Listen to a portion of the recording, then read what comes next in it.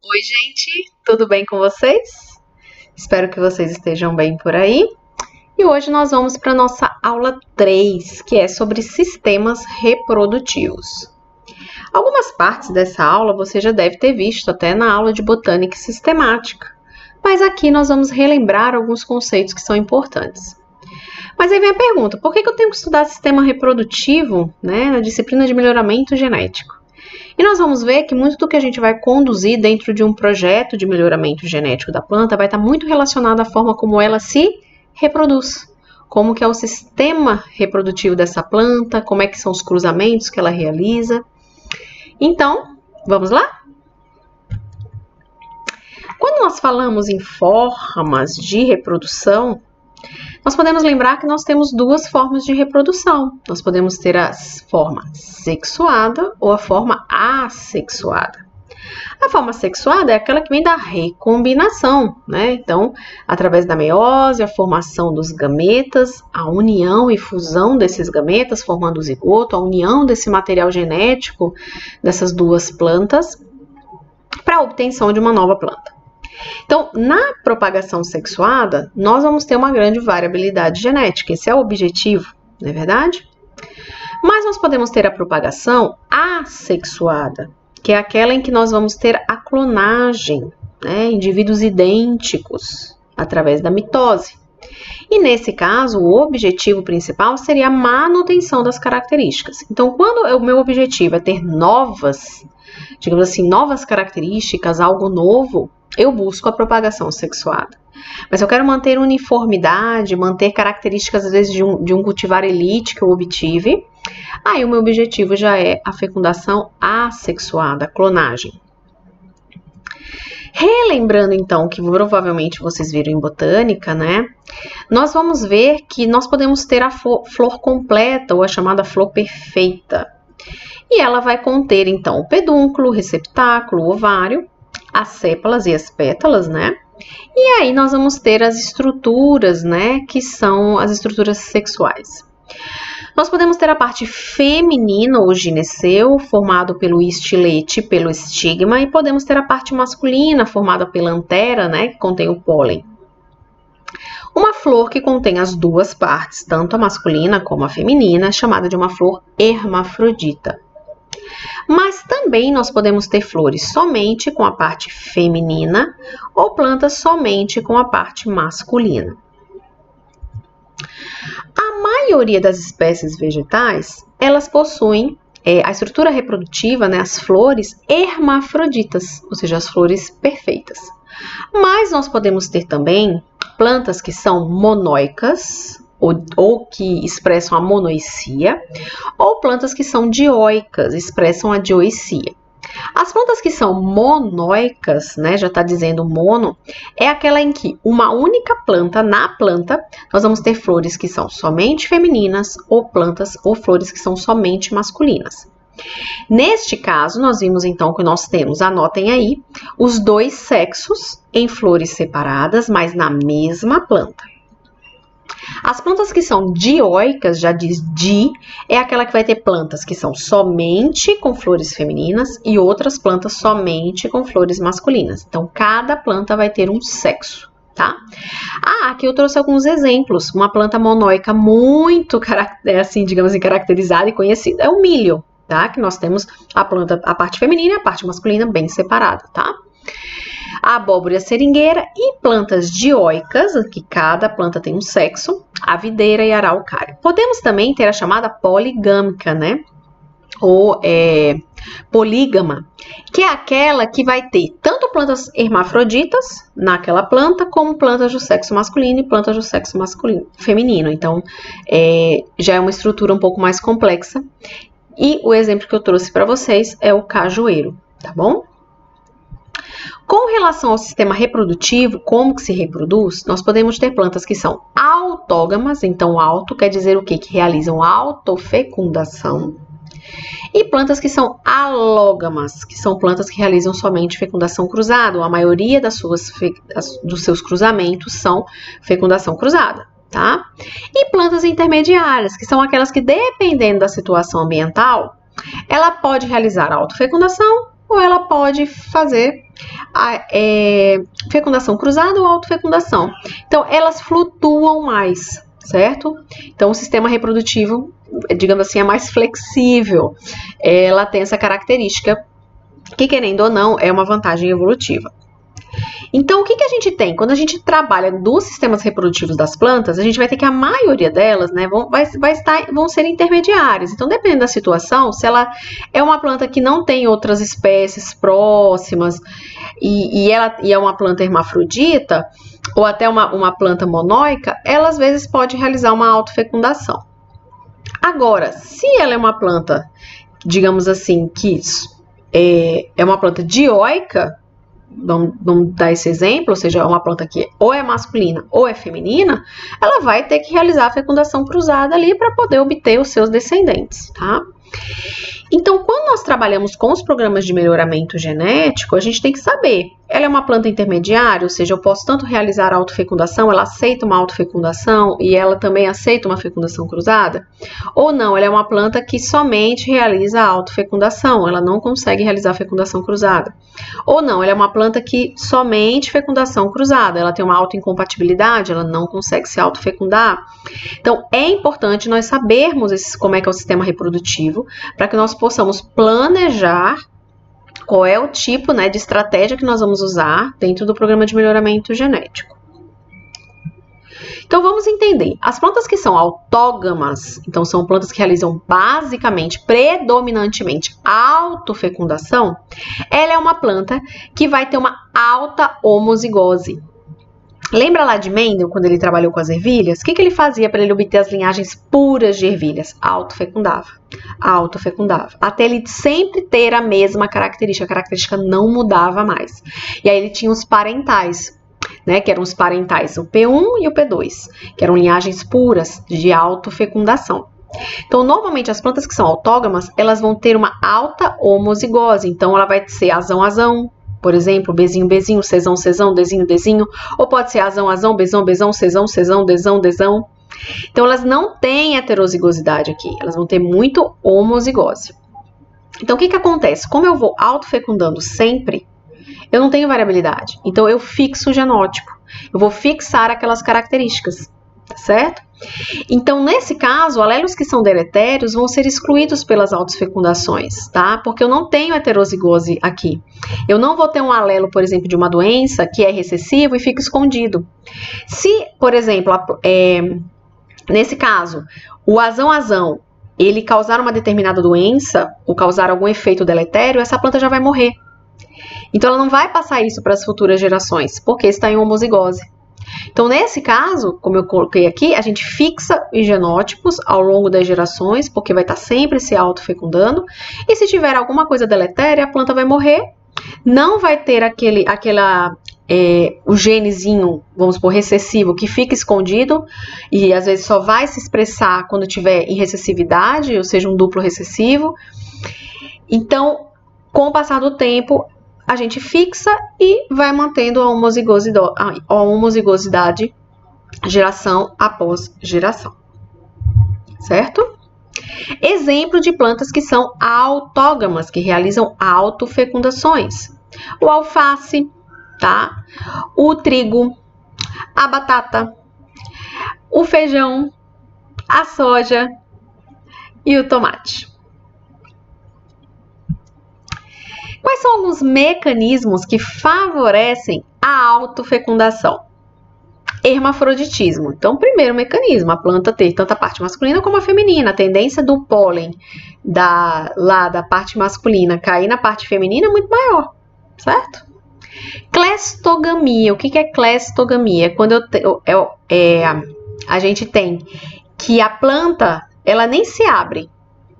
A flor fica fechada e lá mesmo já ocorre a autofecundação, tá?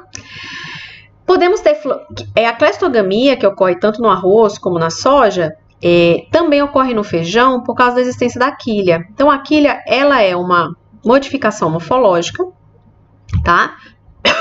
Desculpa. A cleistogamia, que é exatamente isso, eu autofecundo sem nem ocorrer a antese, ou seja, a abertura da flor, ela está associada à quilha, que é essa, como se fosse uma proteção certo? Que a flor desenvolve, né, morfológica. E aí o pólen já está ali dentro mesmo, acaba já fecundando a flor. Então, vai acontecer a autofecundação, tá? Da mesma forma, o tomateiro também tem uma morfologia floral que vai facilitar essa autofecundação. Bom, as plantas alógamas, em contrapartida, elas têm uma alta fecundação cruzada. É predominantemente fecundação cruzada. Então, elas têm uma elevada heterozigosidade, tá? Então, as plantas têm essa heterozigose alta. Então, a maioria delas, os locos, né, vão ser azão, azinho, Bzão, Bzinho, Czão, Czinho. Então, a gente vai ter aqui, né, nesse caso, uma alta heterozigosidade. O que acontece, né, nesse caso? Quando as plantas realizam fecundação cruzada, nós podemos ter também o cruzamento de muitos aparentados, certo? Plantas, porque com o passar do tempo, né, uma planta vai cruzando com a outra, a gente vai ter esse cruzamento de plantas que vão sendo aparentadas, certo? E isso pode fazer com que eu tenha o desenvolvimento, de expressão de genes deletérios. Então, vamos imaginar aqui, por exemplo, deixa eu mudar aqui uma canetinha. Vamos imaginar aqui que esse alelo que é recessivo, o ezinho, quando eu tenho ele ezinho, ou seja, ele recessivo nos dois locos, desenvolve, por exemplo, uma determinada doença. Se a planta é aparentada, provavelmente essa planta que tem esse genótipo vai cruzar com uma planta que tem o mesmo genótipo. Então, eu tenho 1/4 de chance aqui de eu desenvolver a doença, porque eu tenho 1/4 de chance, tá, desse gameta recessivo se unir com outro gameta recessivo. Então, eu vou ter ezinho. Então, nesse caso, vai desenvolver a doença. Então, isso pode acontecer, tá certo? Outra coisa também interessante, quando a gente tem esses cruzamentos aparentados, é a depressão por endogamia, tá? Então, a depressão por endogamia é o quê? É o fato de eu ter esses cruzamentos aparentados, né, com o passar do tempo, eu vou perdendo vigor, tá? As plantas vão acabando que vão perdendo vigor quando eu tenho cruzamentos aparentados, tá? Deixar isso aqui bem claro. Porque em contrapartida, a gente tem também a heterose, que já é o aumento do vigor híbrido, aumento do vigor devido aos híbridos, a formação de híbridos, que é algo diferente. O híbrido, ele tem esse vigor e essa heterose, por quê? Porque eu cruzo coisas diferentes e aí eu vou ter um híbrido com alta heterozigose. Então, quando eu tenho uma elevada heterozigose, né, aí sim eu vou ter um vigor híbrido, tá? Nesse caso, eu estou dizendo que se eu cruzo aparentados, eu posso ter uma depressão por endogamia, que é porque eu estou cruzando, digamos assim, genótipos sempre muito parecidos. Então, se tiver alguma doença, ela está obscura ali, e na hora que eu tenho o recessivo, ela acaba aparecendo. Isso acontece muito, por exemplo, se eu tenho primos que estão, por exemplo, casando, tendo filhos, às vezes aparecem doenças genéticas ali. Então, devido a essa questão da endogamia. Exemplos de plantas alógamas de fecundação cruzada: o abacate, a abóbora, a cana-de-açúcar, a cebolinha, a cenoura e o milho, tá bom? Quais são os mecanismos que favorecem a fecundação cruzada? Então, nós vimos lá o que favorecia a autofecundação, agora vamos ver o que favorece a fecundação cruzada. A gente tem a chamada dicogamia, que eu já vou falar o que é, então a gente pode ter a protandria ou a protogenia. A própria monoicia, ou seja, plantas que tem, em que a planta possui flores, né, masculinas e femininas separadas, pode ajudar, né, o fato de a gente ter uma fecundação cruzada. A dioicia, que é o fato de eu ter uma planta do sexo masculino num lugar e a planta do sexo masculino no outro lugar, aí sim que favorece mais ainda a fecundação cruzada, porque aí vai ter que ter fecundação cruzada, tá?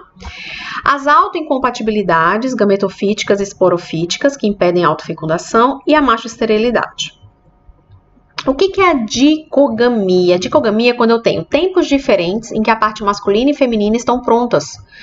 Então, por exemplo, a protandria é quando as anteras têm os grãos de pólen maduros, mas os estigmas não estão receptivos. Ou seja, né, a parte masculina, ela tá madura, mas o estigma não está. Então, o pólen, por exemplo, está pronto, mas o estigma não está receptivo. Então, esse pólen vai ter que ir para outro lugar. Então, eu não vou ter autofecundação.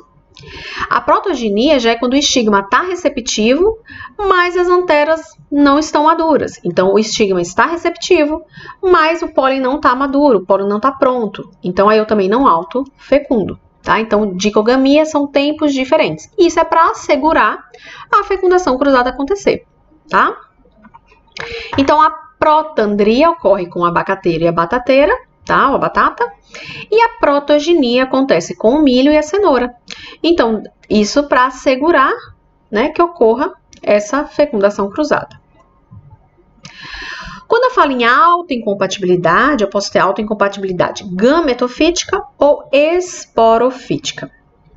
Então, isso também é para assegurar que o pólen venha de uma outra planta, certo? Então, a gametofítica, ela é controlada por um único alelo da série S, tá? Quando um grão de pólen contém um alelo S, que está presente no estigma, o crescimento do tubo polínico fica paralisado. Então, como é que funciona? Vamos supor, essa planta, ela é SI1, S2, tudo bem? Então, esse daqui é o genótipo da planta. Então, ela é S1, S2. Então, a gente viu que é uma série, né? Então, vai ser o S1, S2, S3, S4, são vários alelos. Nesse caso, se a planta é S1, S2 e vem um pólenzinho, também S1, ou um pólenzinho S2, ou seja, da mesma série, pares igual, não ocorre o crescimento do tubo polínico. Tá? Para que ela faz isso? Para garantir que se mantenha a fecundação cruzada e se mantenha uma heterose, tá? Uma heterozigosidade, tudo bem? Aqui no caso, a planta é S1, S3, e aí vem um pólenzinho S1 e um pólen S2. Tá vendo que esse S2 não faz parte do genótipo? Neste caso, somente o S2, o pólen S2, que vai, no caso, crescer, ter o crescimento do tubo polínico, ok? O S1 não. Por quê? Porque a planta, ela é S1, tá? A parte feminina é S1. E vamos supor, a planta pode ser S3, S4. A série normalmente tem vários, tá? Ela é bem ampla, a série S. Mas aqui, por exemplo, a planta é S3, S4.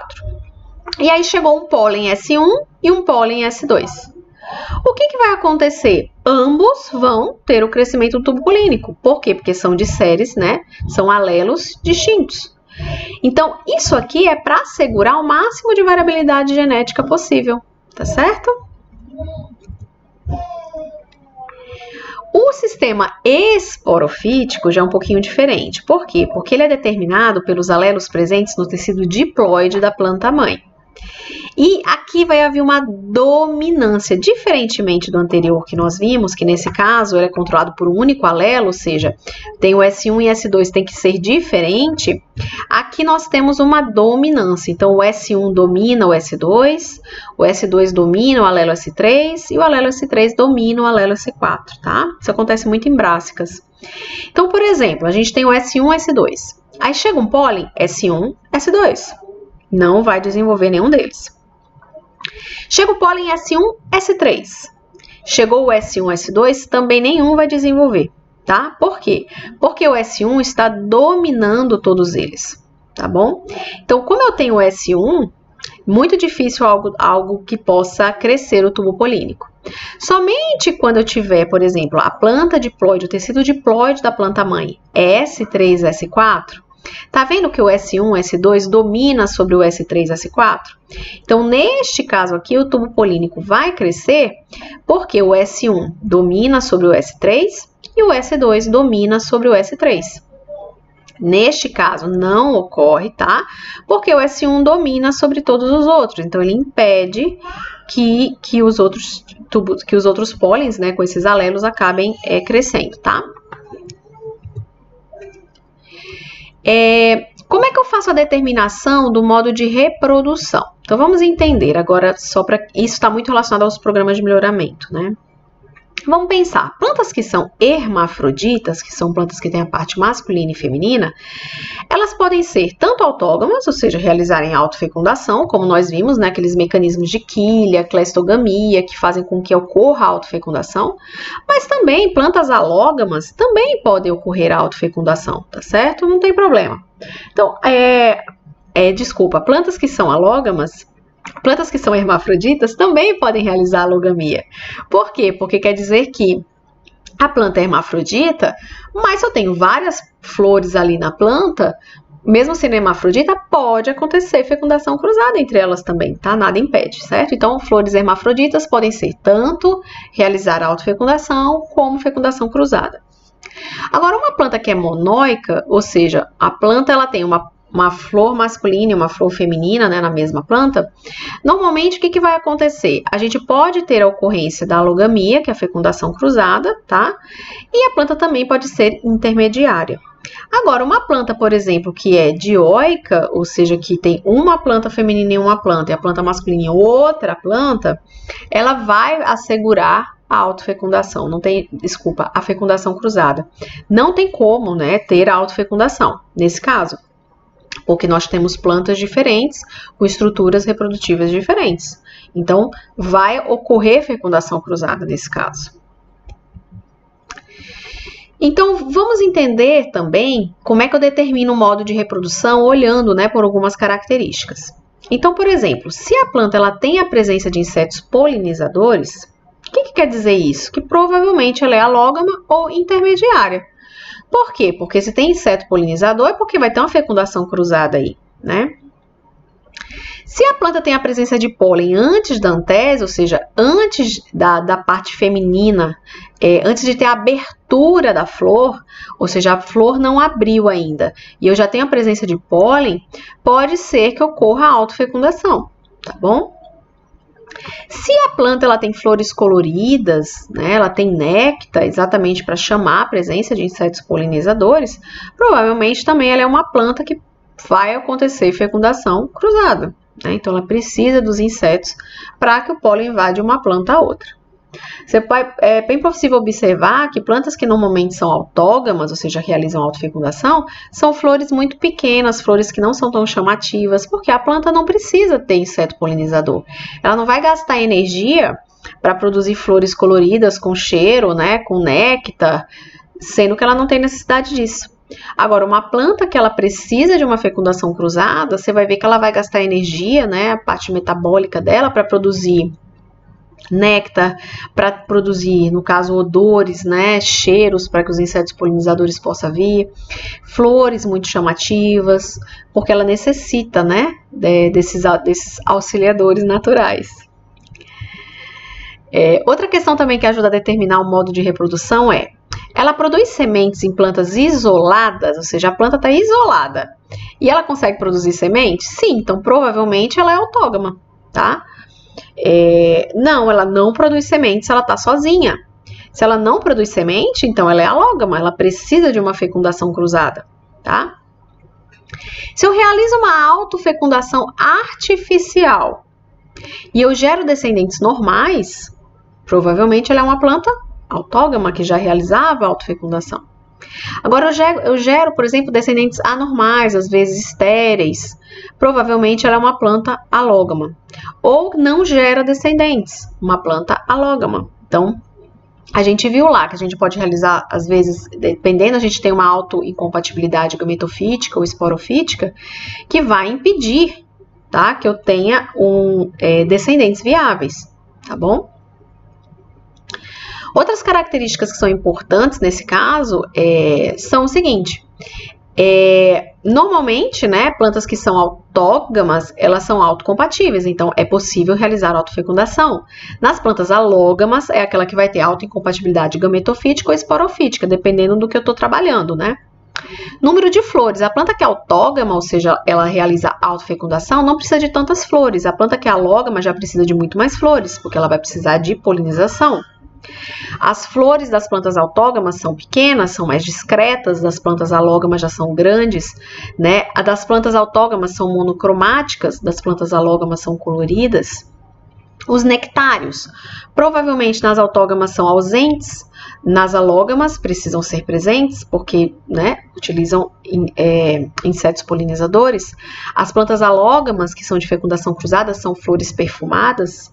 As autógamas são sem perfume. Para que a planta vai gastar energia produzindo perfume, né? Posição das anteras, né? Normalmente é bem próxima do estigma, para que favoreça a autofecundação. Nas plantas alógamas já são mais afastadas para possibilitar que ocorra sim fecundação cruzada. Na autógama, como a gente tem muita cleistogamia, como eu comentei, que é o favorecimento da autofecundação pela parte morfológica, a gente não precisa de tanto pólen. Agora, na alógama, que eu preciso que esse pólen chegue até a outra flor, eu tenho que produzir muito mais. E a posição do estilete normalmente é dentro da flor e na alógama é externo à flor, tá certo? Então, hoje, na aula de hoje, o que a gente aprendeu, né, de forma ampla? Vimos o quê? Que nós podemos ter plantas dentro, né, dentro, né, da posição que eu mostrei para vocês, nós podemos ter as plantas intermediárias, que vão estar ali flutuando, né, mas que a gente vai ter plantas que são autógamas e plantas que são alógamas, e que de acordo, né, com o sistema reprodutivo que nós temos, a forma como essas plantas se reproduzem, a gente vai olhar de forma diferente, tá? Digamos assim, as estratégias dentro do melhoramento genético que nós vamos usar, tá certo? Então é isso, se vocês tiverem alguma dúvida, podem entrar em contato comigo. Hoje a aula é mais simples, é mais uma aula de revisão mesmo de alguns conceitos, para que mais para frente, né, a gente possa trabalhar já com esses conceitos fixados, tá bom? Então até a aula que vem. Tchau!